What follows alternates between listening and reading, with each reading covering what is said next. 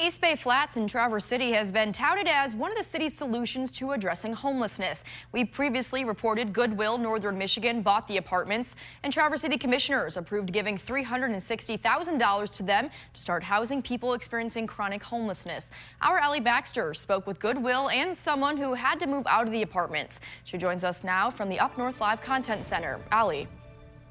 Maya, East Bay Flats has been used for workforce housing. After Goodwill bought it and applied for low-income housing grants, it left some people who live there overqualified for the assistance. Who's going to get left behind? The housing and rental market, not just in Traverse City, but across the country, is like Nora Dunlop describes, really complicated and stressful. Which is why when Goodwill Northern Michigan planned for these workforce housing apartments to shift to a permanent supportive housing model, Nora says they didn't want those currently living there to feel like they hit a roadblock. We're in the business of ending homelessness, not creating it. But since Goodwill applied for a low-income housing tax credit, it lowered the area median income qualification from 80% to 60%, leaving the 20% in between searching for another option. My costs have gone up double overnight.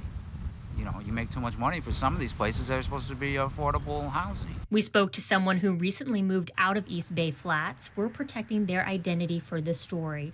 They tell us Goodwill was helpful in finding other housing, but it doesn't change how expensive the housing they qualified for is. A lot of the extra money I had just went to my kids, you know. Now I feel like I'm a teenager again, just struggling, getting by. What would you do with that extra money if you didn't have to pay that rent?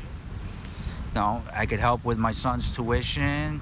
I could help with my daughter's braces. This person tells us they picked up another job to make ends meet, but it's frustrating to not be able to have more affordable options they qualify for. We need more housing, period. That's just all there is to it. So, yeah, I wish that we weren't in a housing crisis, but here we are.